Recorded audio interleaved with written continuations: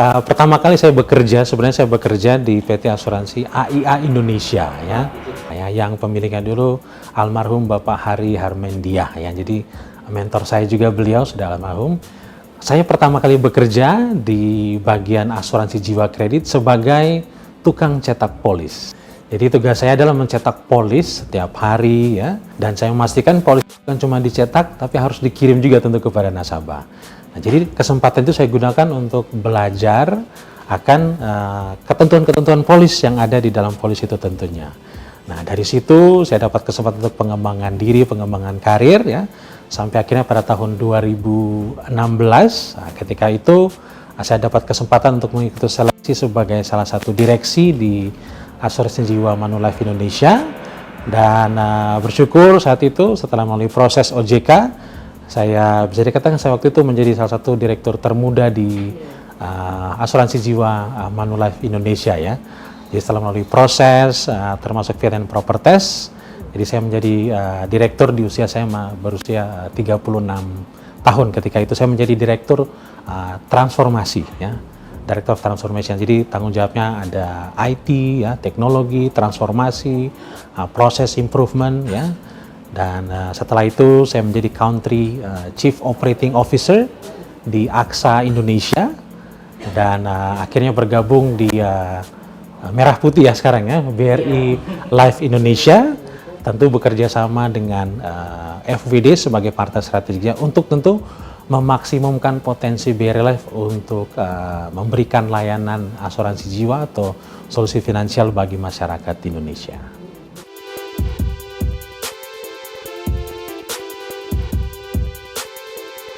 Perusahaan kami tentu uniknya kami memiliki dua induk yang memiliki aspirasi yang sangat bisa dikatakan sangat inspiratif sekali ya. Pertama, BRI yang ingin menjadi konglomerasi finansial terbesar di Asia gitu.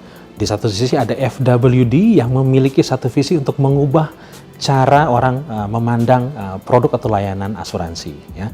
Nah, jadi ini diterjemahkan kepada BRI Life agar kami pun bisa menjadi asuransi pilihan rakyat di Indonesia.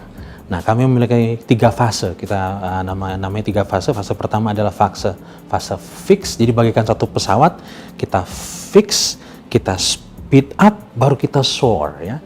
Kita perbaiki apa yang perlu kita perbaiki agar kita bisa siap lepas landas, kita percepat kemampuan kita dalam penetrasi, dalam layanan, dan akhirnya kita bisa mencapai aspirasi kita untuk melayani sekitar 25 juta nasabah di Indonesia. Nah, apa artinya bagi saya sebagai direktur operasional? Berarti saya harus menjadi partner bisnis untuk bisa bukan hanya membawa nasabah baru. Tentu saat nasabah baru masuk itu kita harus pastikan bahwa layanannya nyaman ya. Jadi masuknya mudah, tapi berarti klaimnya pun harus mudah, harus lebih mudah. Jadi mungkin ada stigma bahwa asuransi itu cepat terima duit tapi pelan membayarkan klaim. Nah, ini kita harus rubah. Nah, ini kita translate bahwa kita harus memberikan layanan terbaik bagi nasabah kita agar juga penjualan bisa lebih mudah, bisa lebih nyaman ya, dan janji bisa ditepati tepat waktu. Nah, ini menjadi misi kita utama ya. Namun ada satu hal lagi yang menjadi fokus utama saya ya sebagai direktur operasional ya. Kita tentu memperhatikan nasabah ya. Jadi ada customer experience yang penting. Tapi tidak kalah pentingnya bagi kita semua adalah user experience. User ini siapa? Karyawan kita. Ya kan, seringkali kita fokus kepada customer, kita lupa sama karyawan kita lupa sama employee kita ya. Kita bilang customer is key, tapi kan employee is our asset gitu ya. Nah, jadi direktur operasional saya juga harus memastikan bahwa ada balance ini ya. Kita ada fokus ke customer, kita fokus juga kepada employee kita, kepada user kita ya. Ini yang how I translate aspirasi strategik perusahaan, pemegang saham, dan bahkan presiden direktur, bahwa untuk mencapai target kita harus fix the basic, kita harus percepat layanan kita agar kita bisa mencapai aspirasi kita untuk melayani 25 juta rakyat Indonesia.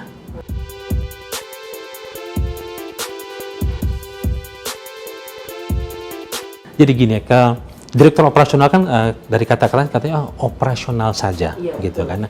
Padahal kan operasional itu banyak ya. Kalau ada teknologinya, ada layanannya, gitu kan. Ada technical life underwriting-nya, technical claim dan sebagainya. Jadi kita harus pastikan bahwa kualitas tenaga kerja kita tuh harus juga mumpuni, ya kan. Mindset pelayanan, ya kan, mindset improvement, ya, continuous improvement itu harus ada, gitu kan. Itu yang saya sampaikan bahwa kita harus balance.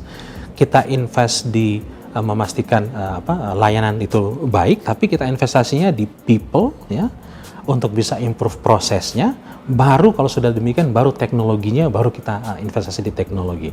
Jadi prinsip saya itu seperti ini, kalau kita mau berinovasi dalam operation, dalam sales, dalam teknologi, itu tidak selamanya harus berarti investasi dalam mesinnya, investasi dalam aplikasi atau dalam teknologi, tapi investasi dalam people, investasi dalam proses, itu juga adalah inovasi. Contoh, tadinya aplikasi asuransi itu berlembar-lembar ya, pertanyaannya 60 halaman. Kalau kita bisa simplify, itu namanya inovasi juga, bukan? Ya kan? Kalau dari 17 halaman bisa tinggal 1 halaman, ya kan? Atau dari klaim, ya. Klaim yang tadinya 14 hari, kita bisa percepat dengan kita kurangi dokumen yang dibutuhkan, ya. Analisa kemampuan tim kita perkuat, ada training, ya. Sehingga akhirnya proses itu bisa dari 14 hari ke 7 hari, ke 5 hari, sekarang 3 hari. Jadi ada satu produk kita ya, namanya AMKKM gitu ya. Sekarang kita bayar klaimnya itu hanya hitungan 3 hari mungkin atau maksimum 5 hari sudah bisa kita bayarkan. Yang tadinya beberapa tahun lalu atau tahun lalu itu masih belasan hari gitu ya. Nah ini kita mau rubah stigmanya. Gampang dibeli, harusnya layanan juga lebih gampang lagi ya. Jadi itu yang ingin mindset yang kita ingin establish di Direktorat Operasional dan pastinya di seluruh karyawan yang ada di BRI Life ya. Karena memang di induk kami di BRI ya, mungkin kita suka lihatnya apakah itu di sosial media atau banyak di publikasi lain. Mereka pun juga kan menggalakkan digitalisasi layanan melalui digital, layanan yang simple, yang lebih mudah gitu kan. Dan ini menjadi bagian dari misi kami juga ya. Tentunya saya katakan tadi FWD sebagai partner strategis kami kan mereka juga gitu ya. Mereka ingin change the way people feel about insurance ya. Dan waktunya is now gitu ya, harus cepat gitu ya. Karena kalau enggak, waduh, kompetitor kami pasti akan salib kita, akan lebih cepat dari kita ya. Jadi itu yang harus kita antisipasi ya.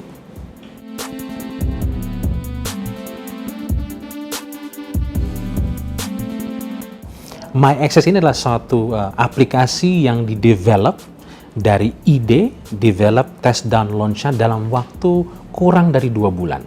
Ya. 6 minggu itu sudah go live. Ya.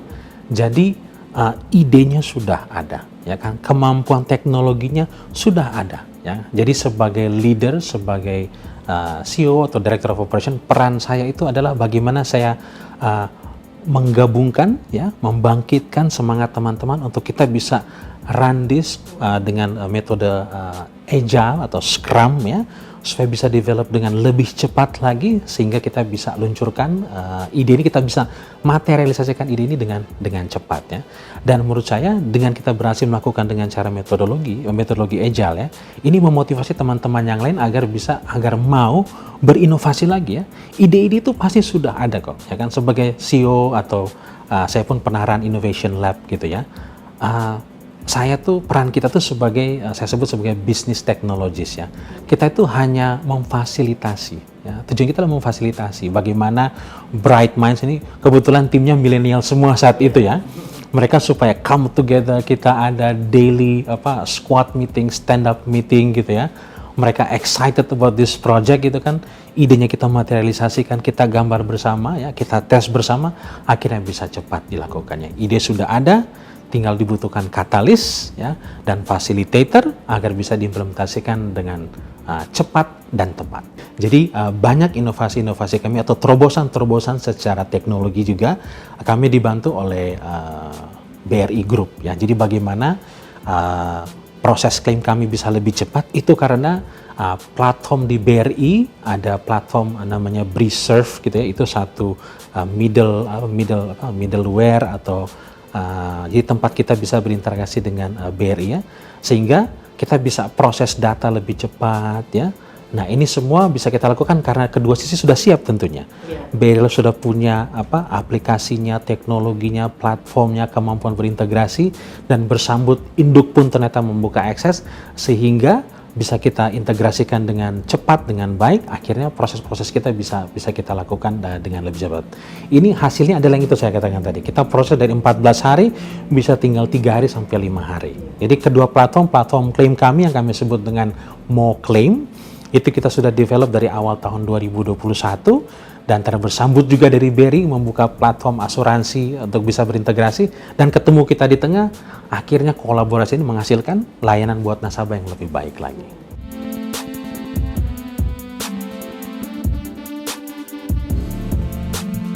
Kalau kendala saya katakan tantangannya, tantangan yang paling besar yang saya rasakan adalah budaya ya.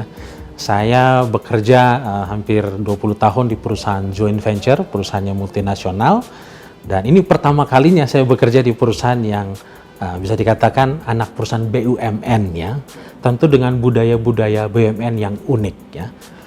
Budaya BUMN yang unik itu budaya patriarkisnya, jadi biasanya mohon izin dan sebagainya.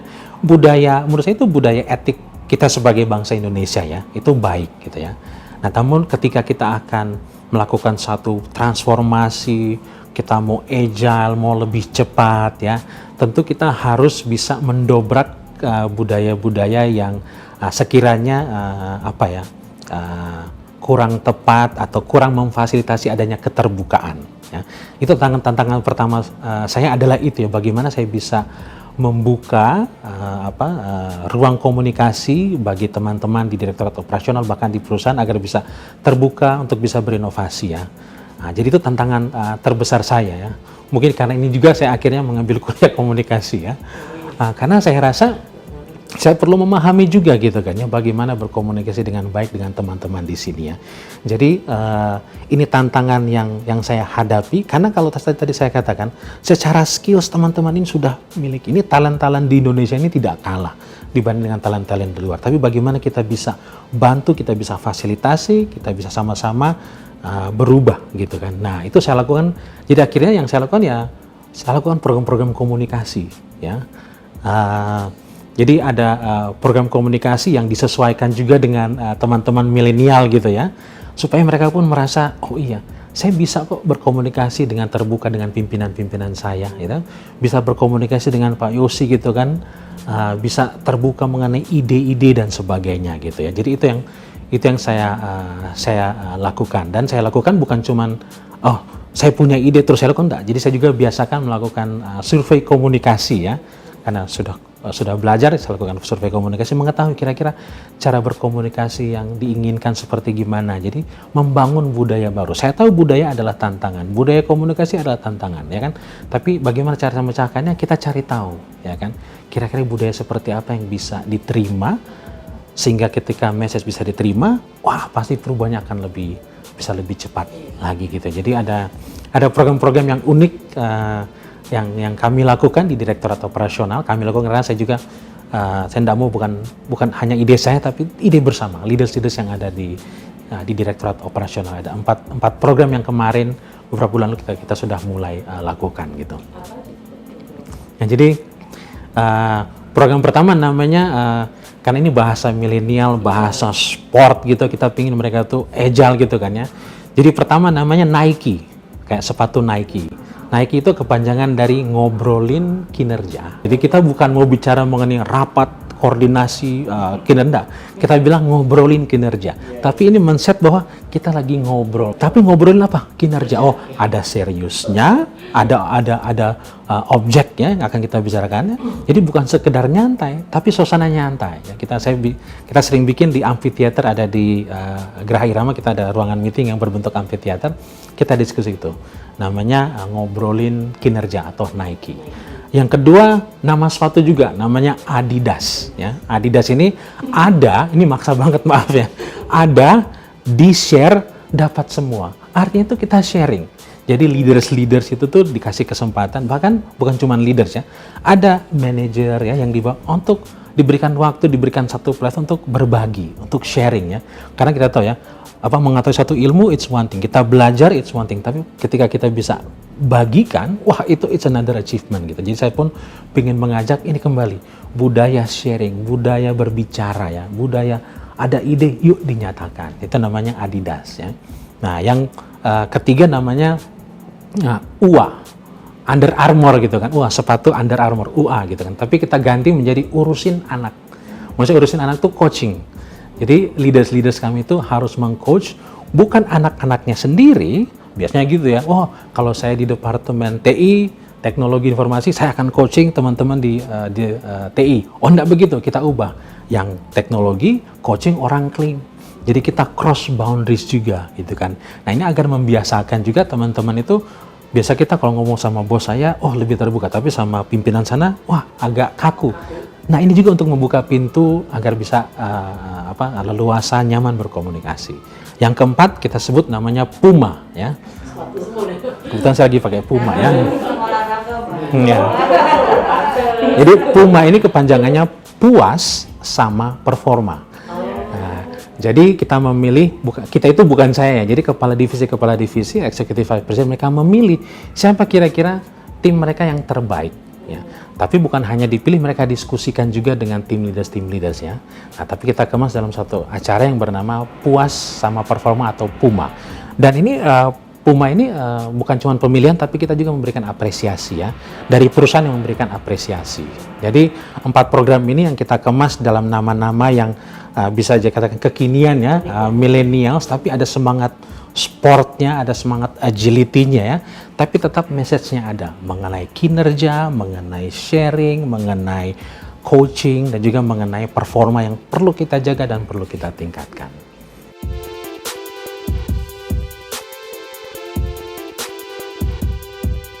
Seorang leader itu kan harus bisa berkomunikasi ya. Jadi saya selalu berprinsip, ada buku yang pernah saya baca dari penulis bernama Ching-Ning Chu ya, Thick Face Black Heart. Dia katakan di situ, we don't manage people ya, we manage things, we lead people. Ya, dikatakan bahwa kita itu yang kita atur itu tuh barang, bukan orang.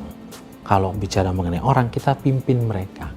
Kalau pimpin berarti banyak komunikasinya, dua arah komunikasi, ada saling mengerti dan sebagainya. Jadi saya pun belajar dari para pemimpin-pemimpin saya yang telah membimbing saya berkomunikasi dengan baik ya, mendapatkan trust saya ya, dan itu menjadi pembelajaran saya. Akhirnya mungkin terbentuklah gaya kepemimpinan saya yang seperti sekarang ini ya. Saya senang berkomunikasi.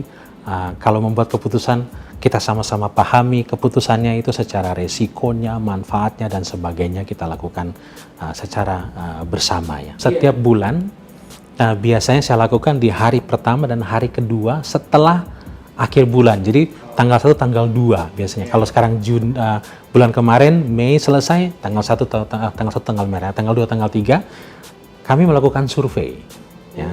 Nah, survei ini ada 3 pertanyaan, sebenarnya pertanyaan simple ya. Tapi saya ingin mengena kepada bagaimana perasaan teman-teman di lapangan akan volume pekerjaan. Apakah pekerjaan mereka itu berat atau tidak bulan ini? Apakah volumenya berat atau tidak? Yang kedua, saya tanyakan bagaimana perasaan teman-teman terhadap hasil kinerja yang sudah dilakukan ya. Apakah puas atau tidak? Baru yang ketiga, pertanyaan saya adalah bagaimana perasaan Anda akan support atau komunikasi dari pimpinan-pimpinan yang ada di Direktorat Operasional khususnya ya. Jadi dengan cara ini saya bisa tahu teman-teman itu di lapangan itu atau di operation itu apakah mereka terbebani dengan volume yang lebih tinggi ya. Biasa volume lebih tinggi bagus ya, tapi kan kita kasih ya teman-teman harus overtime, harus lembur dan sebagainya. Yang kedua saya ingin lihat mereka puas enggak ya. Walaupun mungkin hasilnya, wah loadnya banyak, tapi mereka puas, wah itu ada kesenangan tersendiri juga gitu. Yang ketiga itu masukan buat saya tentunya, bukan hanya mendengarkan suara mereka dengan kinerja mereka baik atau benar. Yang berikutnya saya ingin tahu mereka puas nggak, senang nggak dengan komunikasi, dengan support ya, dengan interaksi kolaborasi dengan pimpinan-pimpinan yang ada di perusahaannya. Selama ini tentu yang satu duanya bervariasi ya. Namun yang mengenai leadership engagement cenderung tetap tinggi atau cenderung naik ya. Nah, tapi tentunya bukan cuma angka yang kita cari ya. Biasanya di bulan ketiga kita buka surveinya, kita tambahkan ada verbatimnya, ada feedback. Jadi kita ingin tahu feedback dari teman-teman itu apa. Sudah puas, tapi kan tentu seperti kalau di IT dan operation ya, layanan itu kan harus kita tingkatkan ya. Apalagi sih ide-ide, apalagi keinginan-keinginan dari teman-teman di direktorat operasional gitu kan, untuk hal-hal baru yang ingin dilihat, ingin dirasakan ya, dan sebagainya. Jadi tetap kita lihat how to improve ya. Sama kalau kita customer juga kan, kita survei customer pasti oh ya saya mau lebih cepat dan lebih cepat lagi gitu kan ya. Jadi ini menjadi budaya kita ya. Kita survei, setelah survei kita harus ada action gitu ya, agar kita build trust ya. Jadi saya rasa dengan kita build trust internally, akhirnya semoga teman-teman juga dalam memberikan layanan itu memberikan semangat yang sama ya, memberikan yang lebih baik kepada nasabah.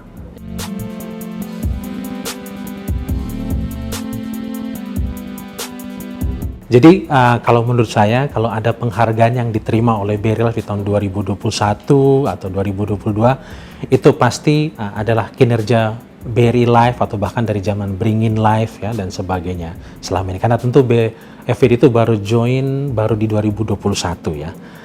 Jadi hasil kerja atau apresiasi yang diberikan oleh masyarakat ya, apakah itu CSR Award ya dan sebagainya, atau bahkan the most innovative company dan sebagainya, itu karena hasil kerja dan bisa dikatakan budaya yang sudah ada, dan mungkin saat FWD datang atau leaders yang baru datang semakin terbuka gitu kan, semakin bisa kelihatan ya. Jadi sudah ada beberapa ya, dan tentu yang kami harapkan bisa kita pertahankan atau bisa lebih banyak lagi ya.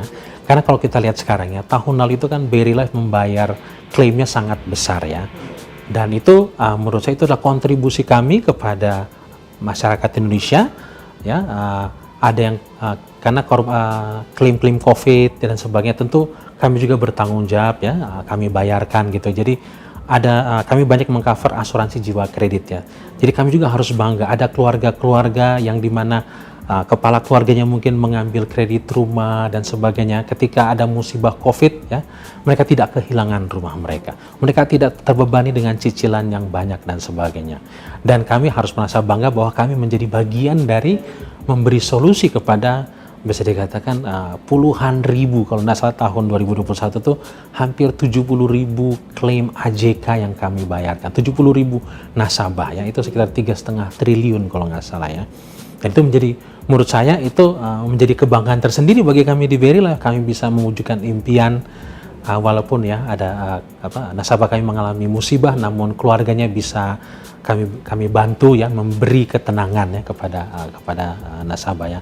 Dan tentu ada klaim-klaim kesehatan juga yang kami bayarkan ya. Tentu secara industri kita bisa lihat ya, klaim kesehatan itu kan berarti juga membantu pemerintah dalam kita tahu bahwa pemerintah sudah berhasil untuk penanganan COVID ini ya.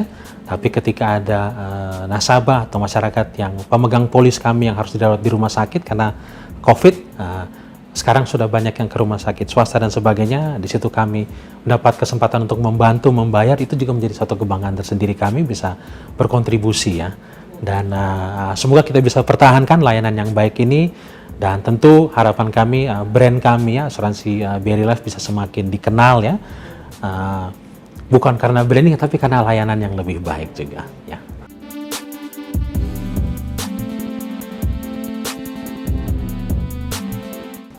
Pertama, tadi dikatakan saya menjadi direksi di usia yang muda ya. Harapan saya juga ketika saya pernah memiliki pengalaman untuk memimpin beberapa tim ya di beberapa perusahaan, tentu harapan saya juga ingin melihat ada tim member saya gitu dulu ya, yang tentu bisa memiliki sukses yang lebih lagi dari saya ya. Secara pribadi saya tuh sangat senang ketika dari tim saya itu sekarang di BRI Life gitu kan, banyak yang bisa dipromosi, bisa diakui ya, apakah di internal, di grup dan sebagainya. Karena menurut saya sebagai leaders ini yang memberikan kesenangan tersendiri, saya katakan tadi ya, memiliki pengetahuan it's one thing, tapi ketika kita bisa membagikan, kita bisa mendevelop, itu memiliki satisfaction yang lebih lagi buat saya ya. Dan tentu seperti yang sudah ceritakan tadi, saya senang belajar gitu kan, makanya saya pun sekarang sedang berkuliah gitu kan, mengasah ilmu komunikasi gitu kan. Ternyata kan ilmu komunikasi bukan hanya sekedar bicara ya, mengenal budayanya ya, ada juga mengenal apa namanya ya itu ya, semiotikanya gitu ya Bapak Ibu, atau bahkan etika ya dalam berkomunikasi ya. Ada buku itu ya, ekonomi medianya gitu ya, new media dan sebagainya. Jadi menurut saya life is a never ending apa ya, process of learning ya. Kita terus belajar gitu kan. Jadi ya aspirasi saya bisa terus belajar, dan semoga suatu saat nanti saya diberikan kesempatan untuk bisa berbagi juga, untuk apakah itu membagikan ilmu saya dan sebagainya gitu kan ya. Why not gitu kan ya. Saya waktu saya di perusahaan sebelumnya, saya sudah posisi direksi, namun saya memiliki executive coach ya. Jadi dan menurut saya ini budaya yang baik ya kalau perusahaan joint venture ya, bahwa mereka melihat bahwa walaupun Anda sudah pada posisi yang tinggi, Anda tuh perlu seorang coach juga loh. Jangan berpikir sudah CEO atau sudah COO ya terus sudah berhenti belajar. Tidak demikian gitu kan. Ketika diberikan coach, saya terbuka pemikiran saya, iya ya, saya perlu banyak belajar ya. Ada ilmu-ilmu lain yang perlu saya pelajari tentunya ya, agar bisa berkontribusi yang lebih baik lagi ya. Kayak tadi ya, ketika ada saya rasa ada gap budaya, saya belajar nih gitu kan. Bukan hanya sekedar baca buku ya, saya coba juga berinvestasi kepada ilmu pengetahuan tentunya. Karena ya, institusi-institusi pendidikan di Indonesia sudah luar biasa ya, banyak yang sudah levelnya sudah world best university gitu kan. So why not gitu kan, kita ambil waktu juga on the weekend atau malam gitu kan untuk kita berkuliah. Kebetulan saya lagi ngambil 2, jadi ingin mengisi waktu saja sih sebenarnya, tidak wasting our time gitu kan ya. Tapi saat buka gadget bukan bersosial media saja, tapi untuk membaca dan sebagainya.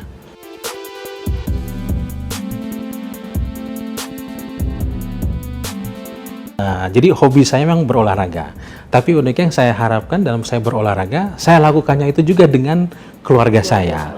Apakah dengan anak-anak saya atau dengan istri saya. Dan kami melakukannya secara rutin ya. Contoh bersepeda. Saya suka sepeda road bike, tapi saya juga punya sepeda tandem gitu yang ada 2 orang. Jadi saya dengan anak saya, istri saya dengan anak saya. Jadi saya usahakan bahwa dalam kegiatan saya pun, hobi saya pun anak-anak bisa terlibat gitu kan. Bahkan kalaupun harus main golf gitu ya, saya pun, istri saya pun saya ajak, anak-anak saya pun saya ajak gitu, supaya jadi family time gitu ya, bukan me time only tapi our time gitu ya.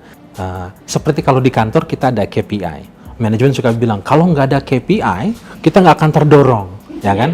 Nah, jadi saya lakukan itu demikian dalam hidup saya, pribadi saya. Saya tentukan KPI saya dengan istri saya, dengan anak-anak saya gitu kan. KPI pribadi saya harus berapa kali sepeda sama istri saya, main golf sama istri dan anak-anak saya, berenang sama anak-anak saya. Saya pastikan itu jadi KPI saya. Jadi nggak cuman nanti saya plan gitu. Tapi kalau sudah ada KPI ya, itu akhirnya kan akan terdorong kita untuk mencapai gitu ya.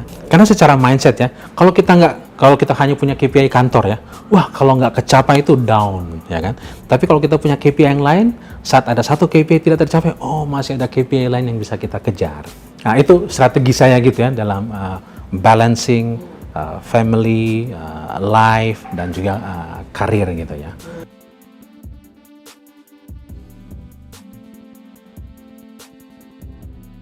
Saya tuh biasanya pakai ini dengan cerita ya. Maaf kalau saya sedikit bercerita ya. Jadi cerita begini ya.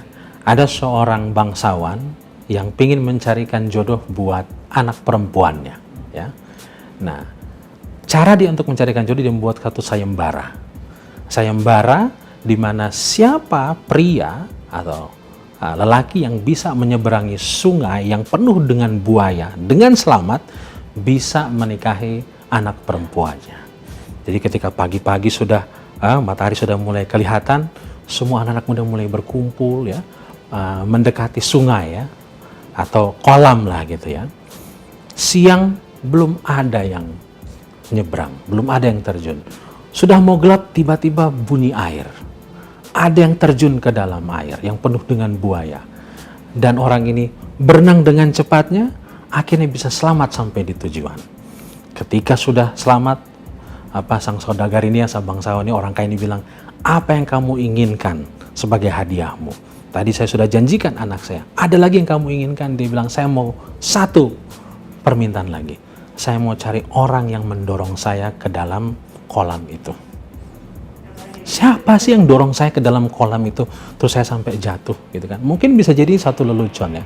Tapi maknanya seperti ini. Fakta bahwa sang lelaki itu, anak laki-laki itu melangkahkan kakinya dari rumahnya pagi-pagi itu untuk mendatangi kolam tempat sayembara itu, berarti ada rasa ingin tahu dia.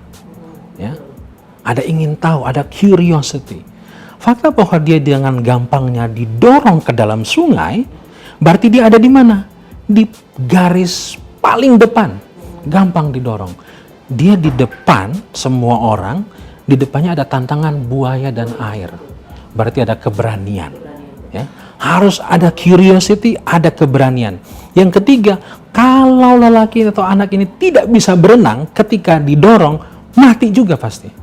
Tapi karena dia ingin tahu, curious, dia berani, dia ada di depan, dan dia memiliki skills, kemampuan untuk berenang, yang dia dibutuhkan hanya sebuah dorongan. Kesempatan itu bisa datang kapan saja. Bagi diri saya, kesempatan itu datang di waktu-waktu yang lebih cepat, bisa dikatakan demikian, di waktu yang tepat ketika saya sudah siap secara skills dan ada yang kasih dorongan. Dan saat dorongan itu datang, kesempatan itu datang, saya bisa memaksimumkan kesempatan saya dan saya bisa berhasil. Jadi pesan saya buat teman-teman yang lain, harus ada rasa ingin tahu, rasa ingin belajar, dan pupuk keberanian itu harus ada di paling depan agar manajemen bisa lihat, oh bapak ini ada depan, ibu ini ada di depan.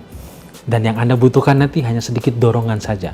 Dorongan dari seorang direktur operasional mungkin, dorongan dari manajer-manajer Anda yang lain. Tetapi ketika dorongan itu diberikan, you will survive, bukan hanya survive, you will succeed ketika Anda memiliki skills yang dibutuhkan.